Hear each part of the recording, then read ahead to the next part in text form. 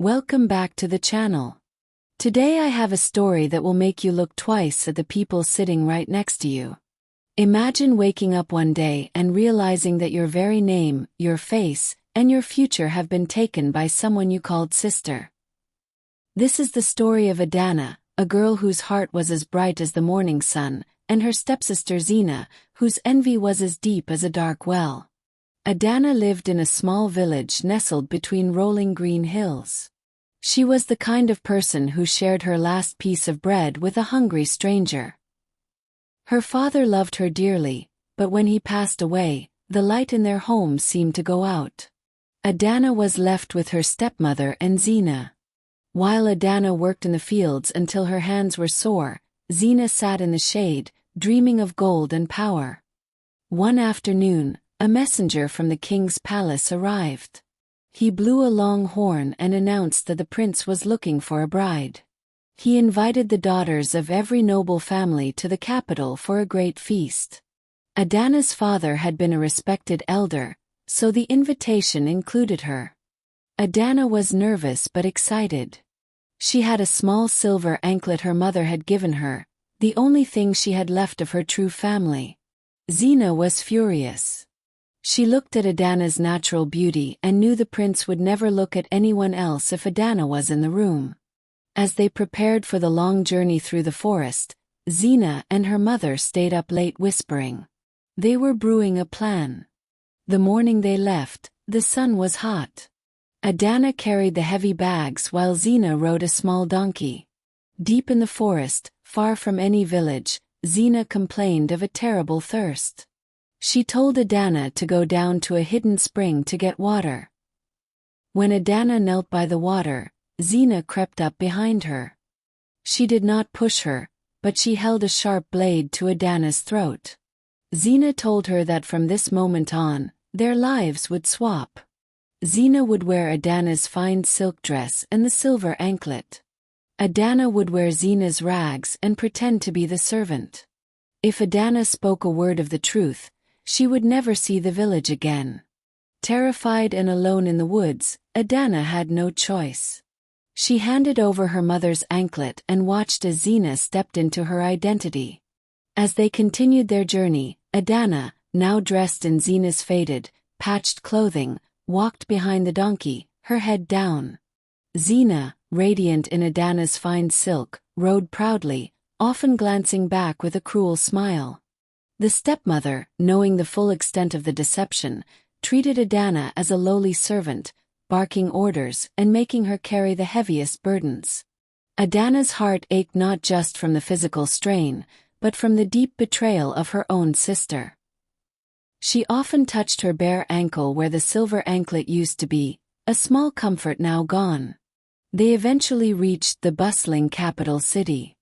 The streets were filled with merchants, musicians, and villagers eager to catch a glimpse of the potential brides. The palace gates were grand, made of dark, carved wood, and guarded by stern-faced soldiers.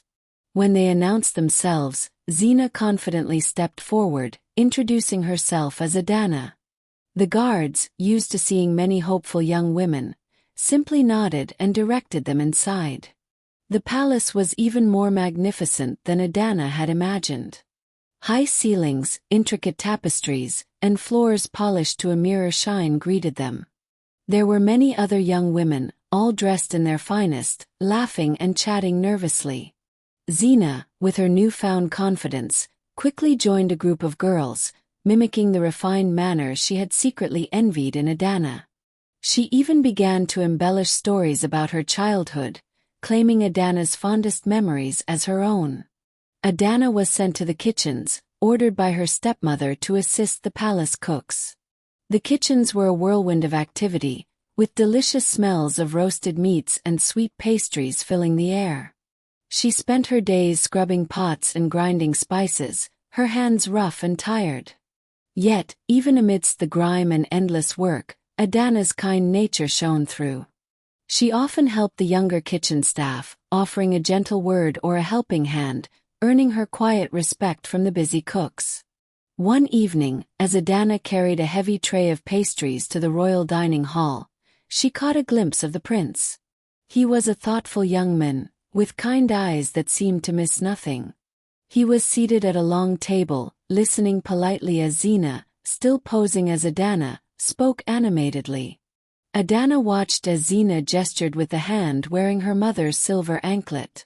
A pang of sorrow, sharp and deep, went through Adana. She saw the prince nod, a polite but distant expression on his face. It was clear he was not captivated, but Adana knew Zina would stop at nothing to win him over. The thought of Zina becoming queen, living a lie, filled Adana with a quiet dread. She knew she had to find a way to reveal the truth, but how could a lowly kitchen girl expose a lie told by someone who wore her face and name? Days in the palace turned into a week, and the weight of the secret grew heavier for Adana. Every time she delivered food to the upper halls, she heard the other servants whispering about the beautiful girl named Adana who had come from the hills. They spoke of her grace and her fine silver anklet. It was a strange, hollow feeling for the real Adana to hear her own name being used to describe a person she no longer recognized. Zina was playing the role perfectly, using the stories Adana had told her during their childhood to charm the court officials. In the kitchens, Adana found comfort in the garden. Late at night, when the fires were dimmed and the pots were finally clean, she would sit by the stone well in the courtyard. To keep her spirits high, she began to hum the melodies her father used to play on his flute. One night, the humming turned into a soft, clear song. She sang about the green hills, the smell of the rain on dry earth, and the truth that stays hidden in the shadows. She didn't realize that the prince often walked the high balconies above the courtyard to escape the noise of the feast. The prince, whose name was Kojo, stopped in his tracks when he heard the voice. It didn't sound like the practiced, loud laughter of the girls in the banquet hall. This voice was steady and carried a certain sadness that felt honest. He looked down and saw a girl in simple servant clothes sitting by the well.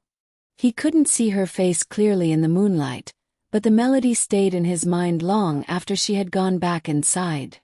The next morning, Zina noticed that Kojo seemed distracted. She tried to pull his attention back by showing off the silver anklet again, spinning a fake story about how it was a gift from a magical bird. Kojo smiled politely, but he noticed something odd. The girl in front of him spoke of nature and the village with words that felt like she had read them in a book, rather than lived them. There was a disconnect between her expensive clothes and the way she looked at the world. Zina's mother sensed the prince's wandering mind and grew worried. She cornered Adana in the hallway near the pantry, gripping her arm tightly. She warned Adana that the prince was starting to ask questions about the village and that if Adana made any mistake, or if the prince ever heard her singing again, there would be no mercy. Adana stayed silent, her eyes on the floor, but inside, a small flame of courage was beginning to flicker. She realized that even in rags, her spirit was something Zina could never truly steal. The warning from Zina's mother only strengthened Adana's resolve. She knew she couldn't stay silent forever. The thought of Zina, a girl full of deceit, becoming the future queen of her beloved land was unbearable. But confronting her directly was too risky. She needed a clever plan, a way for the truth to reveal itself without putting her in immediate danger. Adana continued her work in the kitchen, but now she watched and listened with newfound intensity. She noticed the routines of the palace, the habits of the guards, and especially the quiet moments when Prince Kojo would slip away from the demanding guests. She learned that he often visited the royal library, a grand room filled with ancient scrolls and maps, seeking peace from the constant chatter of potential brides.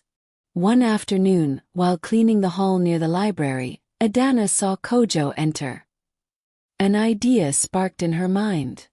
She couldn't speak directly, but perhaps she could leave a clue, something small that only Kojo, with his keen observation skills, would notice.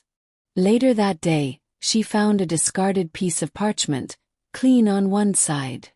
With a burnt stick from the kitchen fire, she carefully drew a small, familiar image, a winding river flowing around 3 distinct hills, a clear depiction of her home village, along with a tiny, almost invisible etching of a silver anklet hidden within the river's current.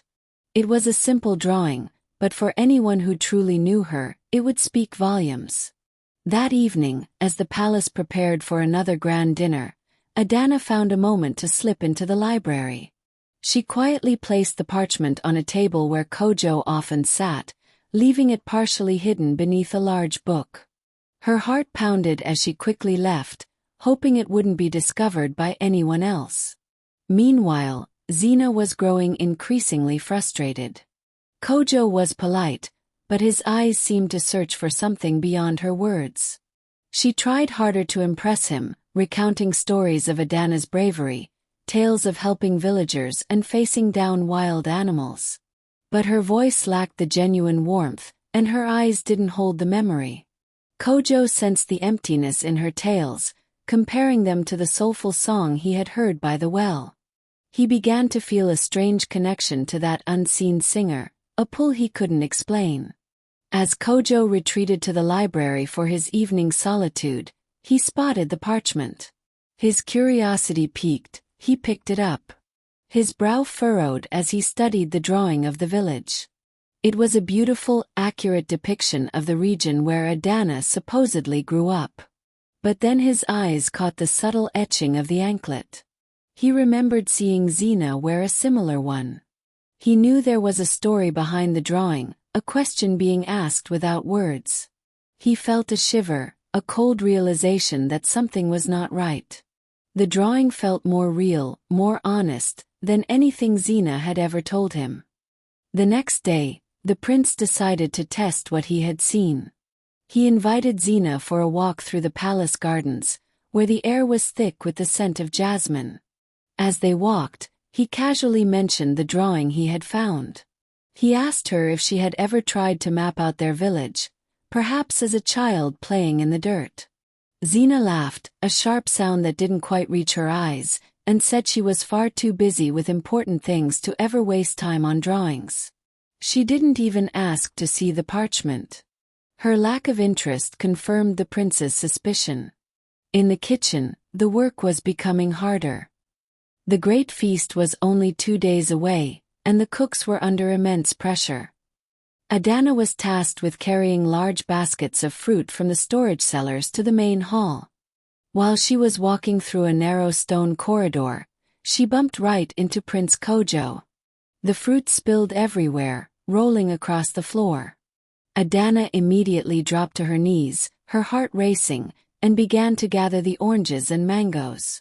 The prince knelt down to help her, much to the shock of the passing guards. As he handed her a piece of fruit, he looked closely at her face.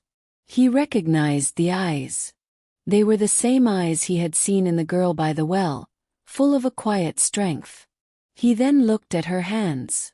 They were stained with charcoal from the kitchen fires, the same charcoal used to draw the map on the parchment. He didn't say anything, but he reached out and gently touched her wrist, noticing the faint mark where a heavy bracelet or anklet might have once sat for many years. Adana looked up at him, her breath catching. For a second, the truth was right there between them, unspoken but felt. Before she could say a word, Zina's mother appeared at the end of the hallway. Her face turned pale with rage when she saw the servant girl so close to the prince. She hurried over, pulling Adana away by the shoulder and scolding her for being clumsy. She apologized to the prince, claiming the girl was a simpleton who didn't know her place. Kojo watched them leave, his mind spinning. He realized that the girl in the rags was the one who belonged in the silk, and the girl in the silk was a stranger in a stolen life. But he needed proof that the entire court could see. He couldn't just take the word of a kitchen maid against a noble's daughter. He needed Zina to trap herself in her own web of lies. He decided that the great feast would be the place where the masks would finally come off. The day of the great feast arrived with a heat that made the air shimmer. The palace was a hive of activity, draped in bright banners of gold and indigo. In the kitchens, Adana was exhausted. She had been on her feet since before the sun rose, kneading dough and cleaning fish. Her stepmother kept a constant eye on her, making sure she stayed hidden in the back rooms, far away from the guests. Every time Adana moved toward the door, she felt the woman's cold gaze pinning her back. Upstairs, Zina was being pampered. She wore a dress of shimmering gold thread that caught every bit of light. She fastened the silver anklet around her leg, checking herself in a polished bronze mirror. She looked like a princess, but her heart was racing. The prince had been quiet all morning, and the silence made her nervous. She told herself that once the feast was over and the engagement was announced, the danger would pass. She just had to survive one more night of pretending. As the sun began to set, the drums started to beat. The sound echoed through the palace walls, calling everyone to the main hall. The prince took his seat at the head of the long table. He announced that before the meal began, there would be a special tradition. He claimed that in his family, a bride-to-be must prove her connection to her heritage by identifying a sacred object from her home. He gestured to a small wooden box sitting on a pedestal in the center of the room. Zina felt a lump in her throat. She stepped forward, her silk dress rustling. The prince opened the box to reveal a handful of dried, pressed flowers and a small, carved wooden bird. He asked Zina to tell the court the story of these items, which he claimed were sent by her village elders. Zina's mind went blank. She had never seen these things before. She began to stammer, making up a story about a sacred forest and a bird that brought good luck, but her voice lacked the ring of truth. From the doorway of the servants' entrance, Adana watched through a small crack. She recognized the wooden bird immediately. It wasn't a sacred relic, it was a toy her father had carved for her when she was 5 years old. It had been missing since the day they left the village. She realized the prince had sent a messenger back to her home to find something that truly belonged to the daughter of the house. He was giving her a chance to reclaim what was hers, even from the shadows. Zina's face grew pale under the warm glow of the torches. She continued to weave a story that grew more tangled by the second, claiming the wooden bird was a family heirloom passed down through 10 generations of queens. The court began to murmur. Even the elders from the neighboring villages looked at each other with confusion, for the carving was simple and clearly made by the hands of a village carpenter, not a royal craftsman. The more Zina spoke, the more she exposed how little she truly knew of the life she claimed to lead. The prince turned his gaze toward the shadows of the servants' entrance. He called out in a loud, clear voice, asking for someone to bring water for the guest who seemed so parched and confused. Adana knew this was her moment. She took a deep breath, stepped out from behind the door, and carried a simple clay pitcher toward the center of the room. Her stepmother tried to block her path, but the prince's guard stepped forward, silently signaling for her to stay back. As Adana approached the pedestal, she didn't look at the gold or the jewels. She looked directly at the wooden bird. Without being asked, she set the pitcher down and spoke in a voice that was soft but reached every corner of the hall. She told the court how the bird had been carved from a fallen branch of an irako tree after a great storm. She described the specific notch on the wing where her father's knife had slipped, and how he had polished it with beeswax until it shone. The room went silent. The honesty in her voice was like a cool breeze on a humid night. Zina screamed that the servant was a thief who had overheard her family's secrets, but the prince merely raised his hand for silence. He then asked Adana about the silver anklet Zina was wearing. Adana didn't point fingers or shout. She simply described the tiny inscription hidden on the inside of the band, the initials of her mother that were invisible to anyone just looking at the surface. Kojo stepped down from his throne and walked toward Zina. He asked her to remove the anklet and show the court the inside. Zina's hand shook so violently she could barely touch the clasp. She knew that if she handed it over, the game was finished. She looked at her mother, but the woman was already backing away toward the exit, trying to disappear into the crowd before the guards could reach her. The prince took the anklet from Zena's trembling fingers and held it up to the light of the torches. He turned it slowly until he found the small, worn letters etched into the silver. He read them aloud for the entire court to hear. They matched Adana's mother's name perfectly. A gasp rippled through the hall like wine through tall grass. The elders nodded, realizing they had been watching a performance all along. Zena collapsed to the floor, her gold dress pooling around her like a puddle of wasted dreams. The prince looked at Zena and her mother, who was now trapped by the palace guards at the entrance. He didn't raise his voice, but his words were heavy with disappointment. He spoke of how a crown is not just a piece of jewelry, but a promise of truth to the people. By stealing a name, they had tried to build a future on a foundation of sand. He ordered the guards to take them away to the palace cells until a proper judgment could be made for their deception. Adana stood in the center of the room, still wearing her stained apron. She felt a strange mix of relief and sadness. She had her name back, but seeing her family led away in chains was a bitter victory. She had always been a person of peace, and the chaos of the moment made her heart heavy. She turned to leave, thinking her part in this drama was over now that the truth was out. She expected to return to the quiet of the kitchen. But Kojo reached out and took her hand. His touch was gentle, and he didn't care about the charcoal stains on her skin.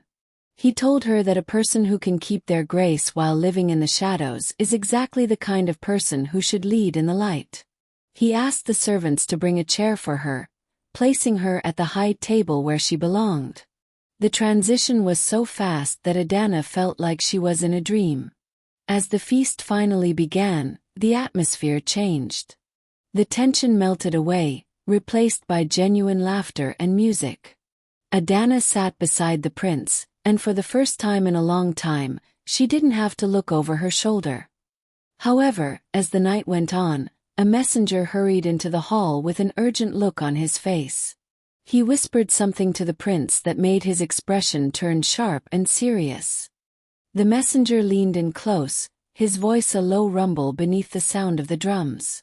He told the prince that while the guards were moving Zena and her mother to the cells, they had discovered something hidden in their travel bags. It wasn't gold or jewels, but a collection of strange, dark herbs and a small vial of liquid that smelled of bitter almonds. The palace healer was called forward, and after one look, he confirmed the worst. It was a slow-acting poison, intended to be slipped into the prince's cup on the night of the engagement. A cold silence washed over the high table. Adana looked at the prince, her eyes wide with a new kind of fear.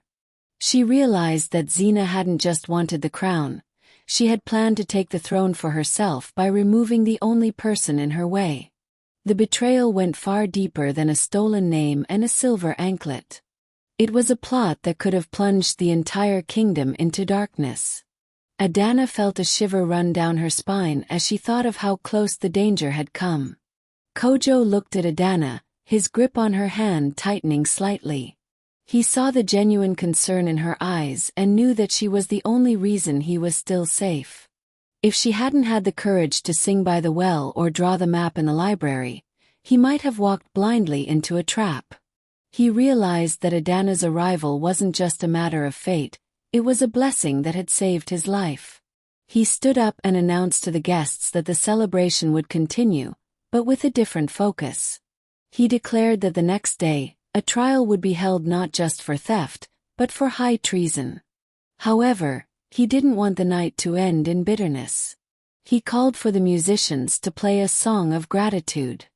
Adana, still adjusting to the weight of the situation, found herself being asked to speak to the people. She stood up, her voice steady despite the adrenaline. She didn't speak of revenge or anger.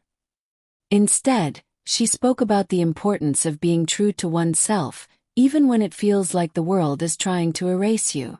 As the music picked up, Adana noticed a small movement near the heavy curtains at the back of the hall. A shadow flickered, and for a moment, she saw a pair of eyes watching her, eyes that didn't belong to a guard or a guest. Someone was still lurking in the palace, someone who hadn't been caught with Xena and her mother. Before she could point it out, the figure vanished into the dark corridors. Adana knew that while the main threat was over, there were still secrets hidden in the corners of the palace. Adana did not let the shadow ruin the night, but she stayed alert. She whispered to the prince about what she had seen, and he quietly signaled his most trusted guards to sweep the halls. As the celebration wound down, the mystery was solved. The figure in the shadows was not an assassin, but an old servant who had been loyal to Adana's father years ago. He had been hiding in the palace, too afraid to speak up until he saw Adana take her rightful place.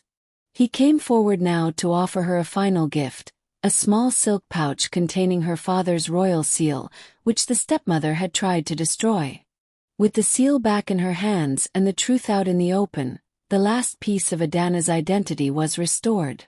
The next morning, the sun rose over a kingdom that felt lighter and more peaceful. The trial was held, and while Xena and her mother were sent away to a distant land to work and learn the value of an honest day's labor, the palace began to prepare for a different kind of ceremony. There was no more talk of poison or lies, only the planning of a future built on the kindness Adana had shown even when she was a kitchen maid. Adana eventually traded her apron for the fine silks of a princess, but she never let the palace walls change her heart. She made sure the kitchen staff were treated with the highest respect, often visiting them to share a meal and a laugh. She and Kojo grew closer every day, their relationship built on the trust they had found during those dark nights by the well. They ruled the land with a gentle hand, ensuring that no one, no matter how humble, would ever have their voice stolen. The silver anklet remained on Adana's ankle, a constant reminder of where she came from and the strength it took to stay true to herself. The village in the hills flourished under her care, and the story of the girl who lost her name only to find her soul became a legend passed down through generations. People would sit around fires for years to come, telling their children about the girl whose song was more powerful than a crown and whose honesty was brighter than any gold. The prince and Adana often walked through the gardens at sunset, looking out over the rolling green hills of their home. They knew that as long as they listened to the truth and cared for their people, the shadows would never find a place to hide in their kingdom again. The story of the stolen identity ended not with a fight, but with a song of peace that echoed across the land.